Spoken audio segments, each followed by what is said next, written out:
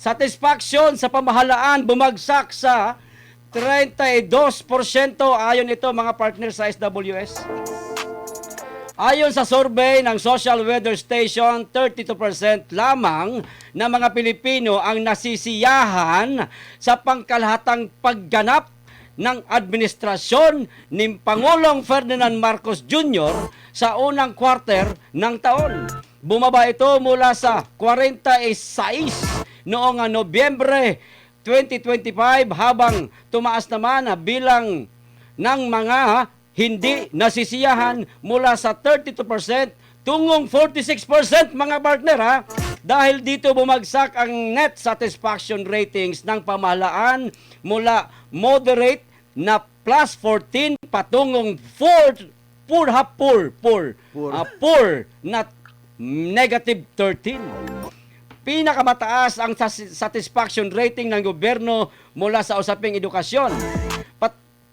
Pagtulong sa mahihirap, pabahay, paglikha ng trabaho, agham at teknolohiya at food security samantala, pinakamababa naman ang marka nito sa paglaban sa korupsyon, pagpigil sa pagtaas ng presyo ng langis at paglaban sa inflation. Ang tanong mga partner, ano sa tingin mo ang pangunahing dahilan ng pagbaba ng satisfaction rating ng administrasyon? Mataas na presyo ng bilihin, mga isyong pampolitika, o iba pang suliranin sa bansa? Pero Pater, bago natin pasagot yan, Okay. palakpakan muna natin dahil dyan, Pater, 2,100 na tayo. Okay, larga. Sige natin partner, si Toto na partner. Oh, toto na. Oh, Ang bilis toto na, naman. bilis. Oo, Si balakpakan. Kamuti-Muto at si Bulljack Sniper. Andito sila mga kapartner. Oo, binabati ko yung dalawang yan ha. Magagaling yan ha. Okay, larga, partner. Partner ba dong?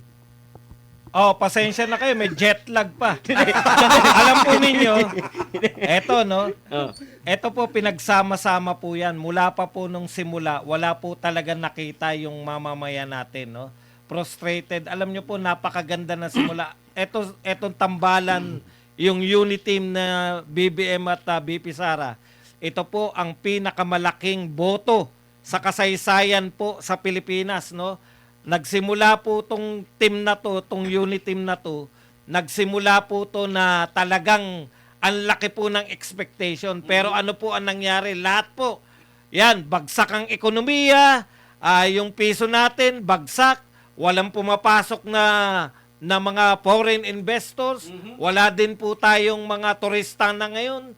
At igit sa lahat, kitang-kita po natin, mula po doon sa napakaraming napagawa ni Tatay Digong, ngayon po, wala halos nagawa, alam natin lahat na wala nagagawa. Tapos, talaka ang ano pa po natin, kitang-kita pa po natin yung lagana pa rin ng korupsyon. Breaking all records tong gobyerno na to. Lahat po ng negatibo, pinakamababang rating, negative 13, yung sa mga tunay na survey po, ang baba po ni BBM. Tunay na survey, SWS at Pulse Asia. Ngayon po, ang iba pa pong negative, pinakamababang foreign direct investment, pinakamababang piso, pinakamalaking utang, ano pa ang hanapin mo? At higit sa lahat, yung pinakamamahal nating tatay, Happy Father's Day, Tatay Digong, pinakulong pa doon po sa Netherlands, Dahig. Partner, yan ang dahilan kung bakit napakababa, pinakamababang rating ng isang Pangulo. Partner. Pater, I remember nung sinabi ni Tatay Digong, weak leader yan. Di ba? Naalala ho natin nung sinabi ni Tatay Digong na mahinang nilalang yan, mahinang leader yan. Pater, pwede ba ako magtanong, ilan ba ang nakuhang boto ni BP Sara? 32 million. Okay. Mahigit. Mahigit. Mga Si- 500 yata yung higit nun. Okay. Si Bongbong Marcos ay? 31 million. May ano pa tayo? Mayroon pang quiz Okay. Ay, kasi alam nyo bakit ko tinanong ito?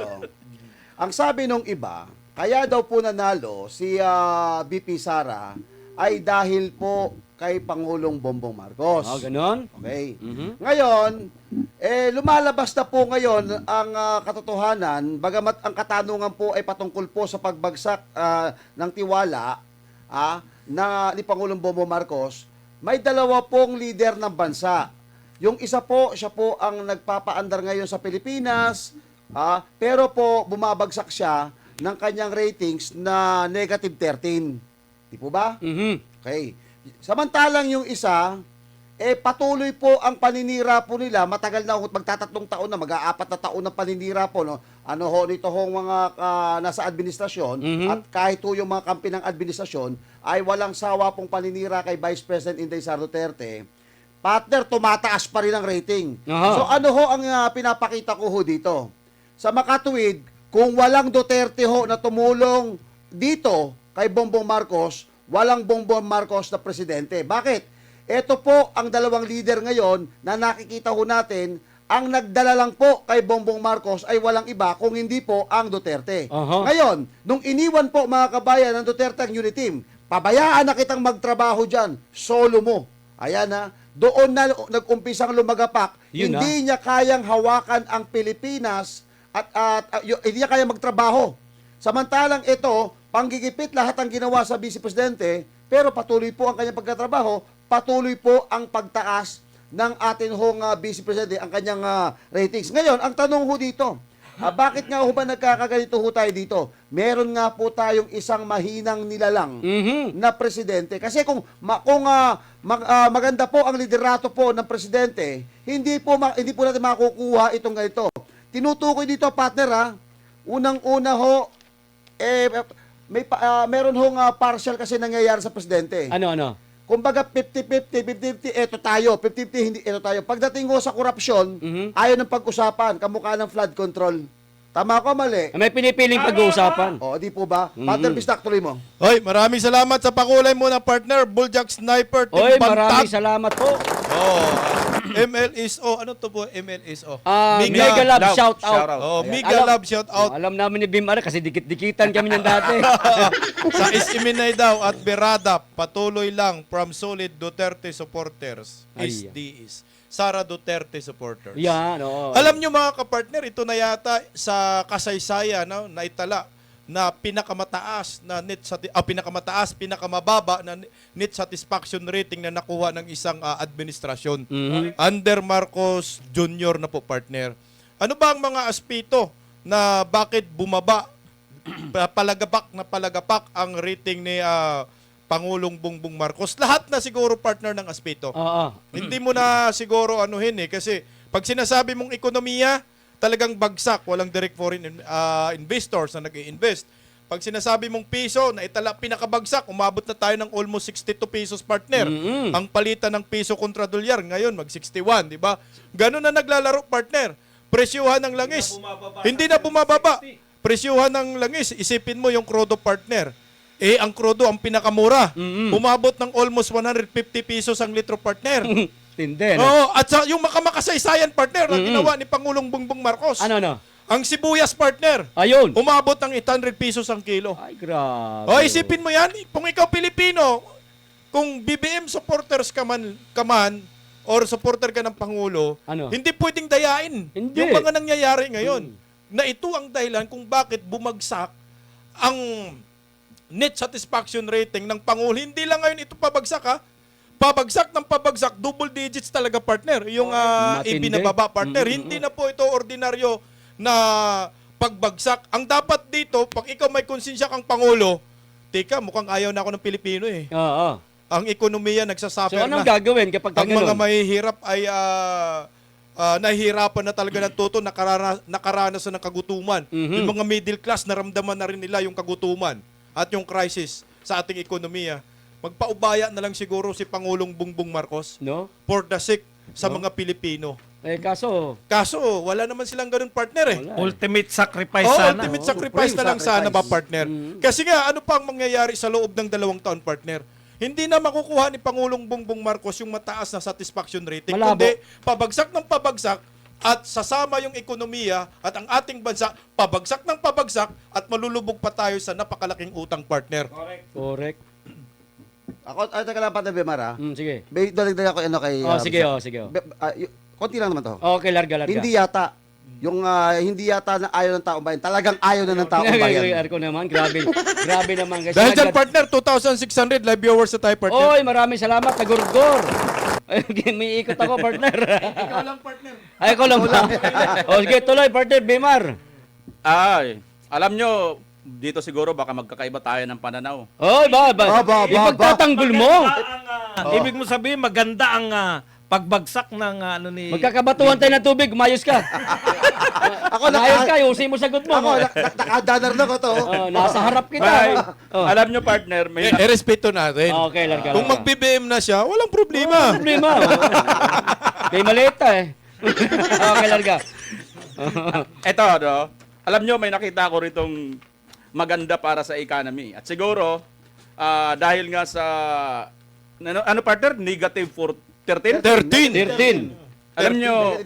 Alam nyo, ngayon, ako kasi nakapunta ko sa Baguio nung nakaraang December. Parang mainit na rin, ano?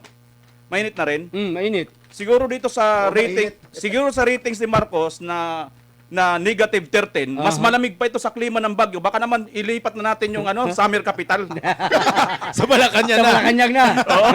Kasi mas malamig siya eh. Ah. Partner, alam niyo kung tutusin, mas malamig pa ito sa aircon, ano? Ah. Kasi yung aircon sagad na sa 16. 16 lang eh. Eh sa kanya negative 13. Oo. So frozen na tayo nito pag sakasakali. Oo. Kaya karapat dapat, no? Kaya maganda pa rin to para sa economy. Below zero. Kidding aside mga kapartner, ito na yung ano ko. Ah. Ano lang yun? Paano lang yun? Nagbibiro ka pala? Kala ko seryoso. Ito po yun, ano, mga kapartner. Okay. Alam nyo, malaki kasi ang inaasahan dito. Ito, sarili ko lang itong opinion at mga nakita kong mga bagay-bagay kung bakit ganito. Sa aking palagay, ito yung ikinabagsak sa aking tingin. Ang alin? Kasi tinan nyo, una partner, nabanggit ka kanina ni partner Bads, nung panahon, nung katapos lang ng eleksyon, nakakuha ito si Pangulong Marcos ng 31 million voters. Dahil dyan, yung 31 million na yan, inapakarami niyan na umaasa sa kanya. So, more or less, mga kapartner, itong 31 million na ito na bumuto na ito, halos mahigit kalahati dito ang dismayado sa kanya. Bakit? Kasi yung mga factors, kita nyo, from 2022, maganda pa muna, yung hindi pa sila naghiwalay kay BP Inday Sara. Nung humiwalay na si BP Inday Sara, sunod-sunod na. Oo, sunod-sunod na.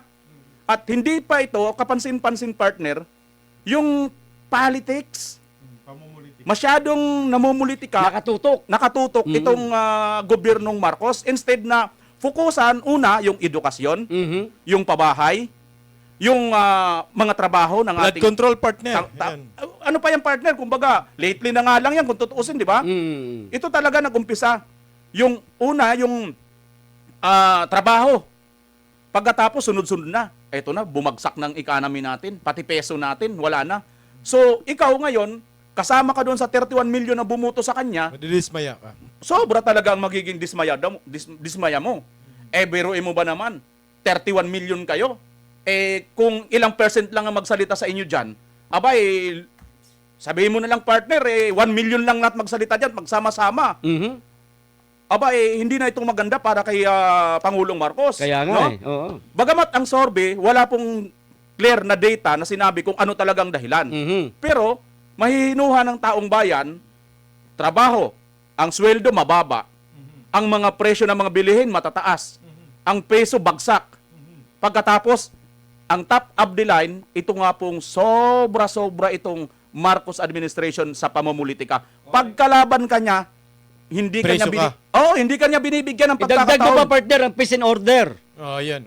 Yun na nga yun, partner. Kaya wala talaga, wala tayong asahan. May, Ito sarili ko may ng opinion. bumagsak pa, partner. Ano pa? Dudugtong ko sa'yo. Yung panga, bagsak. Meron pa. Alam mo, Father Bimar, yung inahat ng taong bayan ng 31 million na bumoto sa kanya, yung 20 pesos na buga. Ayun, yun ang talagang pangunahin. May kanta nga dyan yung KOJC. Ang ganda ng bot kanta nila niya. dyan. Ano nga yun? Oo. Ang... BBM, Hindi. bot, BBM, bot. Hindi yan, di yan. Asan ang 20 pesos na bigas? Mali naman yung tono nyo eh. Paano? Sige, ikaw. Sayaw pa yan. Ang 20 pesos na bugas. Nakalimutan Ang partner. 20 pesos na bugas, asa na? Yun. Hindi, ngayon eh, batono mo eh. BBM, bot, BBM, bot, BBM. Ay, sabi ko singhot? Bot. Singhot. Kasama nyo naman, sabi ng ating mahal na Pangulo, pinangakuan ko na kayo. Gusto nyo, tuparin ko pa. Pangako. Pangako lang naman yun. Pangako lang, walang totohanan. Ano ba naman kayo? Ganun yun. Partner, idadagdag ko pa ha. Dagdagan mo. Yung tungkol sa sibuyas noon, kapansin-pansin, ito malamang, lalo na yung mga farmers, Mm. lalo na sa agriculture products or sa agri-industry natin ng mga kababayan, ito talaga malamang napuna nila ito. Mm. Kasi si Pangulong Marcos mismo, yung unang-unang umupo dyan sa agrikultura. Siya. Oo. Diba? Walang nangyari. Tama ka dyan. Oo, walang. Sipin nyo, partner, Nung ha? umupo siya, 800 Oo. pesos ang kilo ng sibuyas. Kasi ito, partner, ha? Yung reverse dito na psychology, biruin mo, ang iniisip, ang inaasahan ng agrikultura sector, Ah. mas mapapaganda ang agriculture products natin, mapapaganda. At Yun ang inaasahan natin, oo. hindi ganun kataas. Oo. Pero ibang nangyari, partner. Ano? Despite na ito, ha? Uh-huh. Ito, partner, kakaupo pa lang niyang presidente. Mm. Tapos palpak na kaagad. Okay. Siya pa mismo ang nakatutok doon. So, ito, malamang, tumimo na ito doon sa damdamin ng mga Pilipino, lalo na doon sa mga bumuto sa kanya, partner. At ito, partner, Tama. ito, partner, bumalik na sila.